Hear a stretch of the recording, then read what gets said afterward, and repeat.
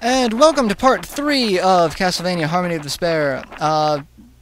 Level 3 and the multiplayer starts. So you're going to get to see a lot of things. These are some good friends of mine and co-workers. As you can see, several of them have some very high-end equipment. I'm back to playing a shanoa, and that is the person I'm going to talk about in this one because she is... She's my favorite character, but I'm kind of disappointed with what she gets.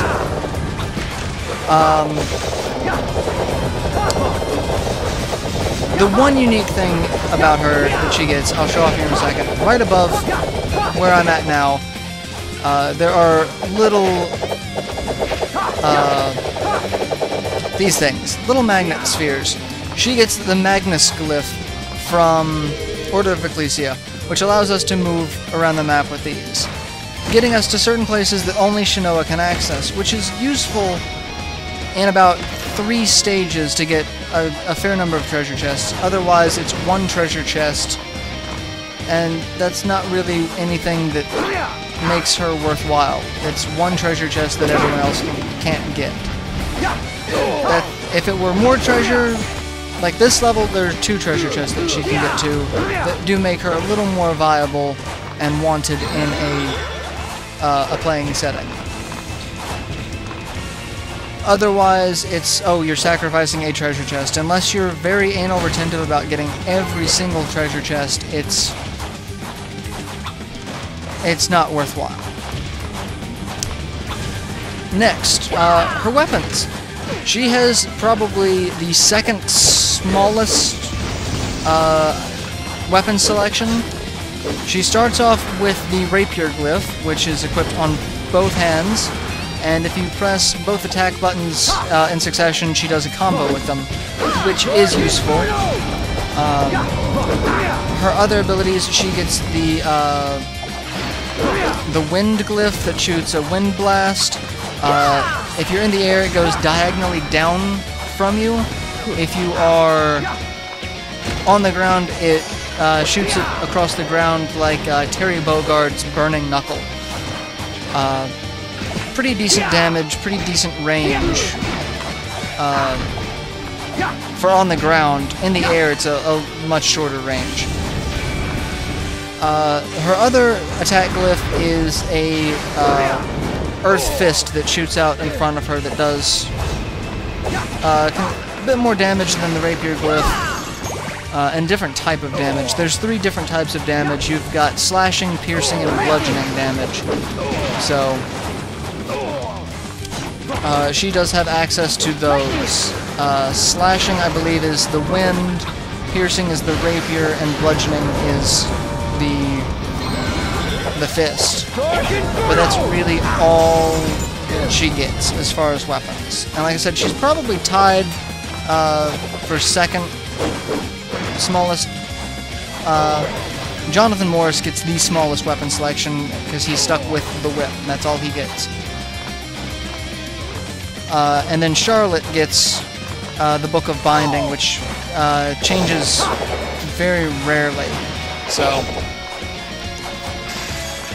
as far as magic, Shanoa gets a very, very limited selection of magic, and her spells are powered up by usage, which is good, because once you get them, you just, by using them, you can get them mastered within a level of time. And you don't have to worry about drops like some of the other characters. Only downside is, once the other characters do get a certain number of drops, their spells overshadow hers greatly.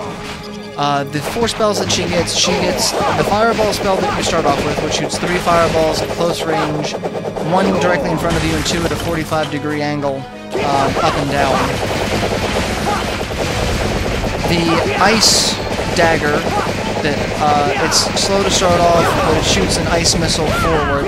That one has an unlimited range. It can go as far as the map will allow it before it hits something.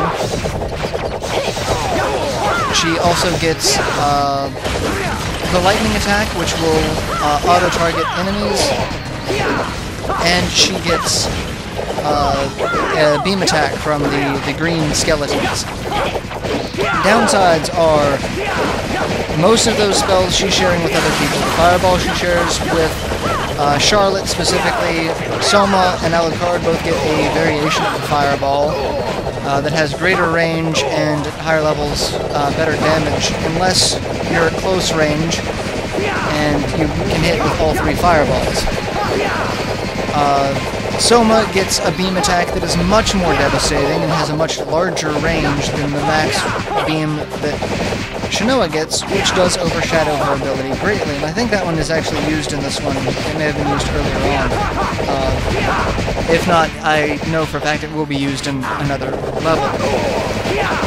So, really the only thing that Shanoa stands out with is her upgrades are done by use, and she has the Magnus Glyph. Everything else is kind of hit or miss.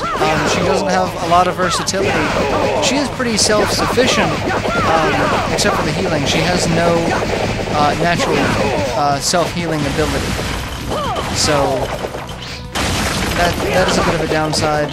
And to learn her spells, you actually have to steal them from the enemies.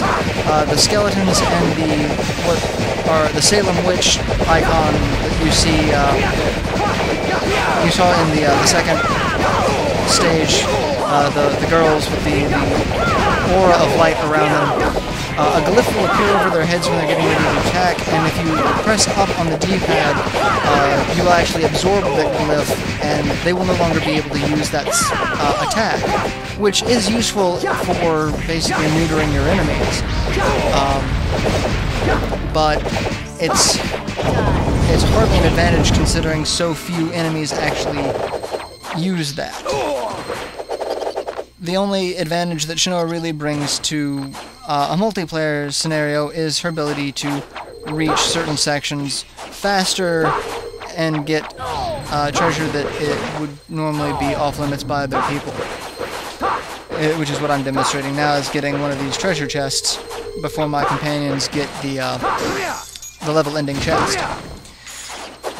So I'm a little disappointed with Shanoa, but she is my favorite character, so I hope she does get a couple of upgrades in the DLC. And that's it for now.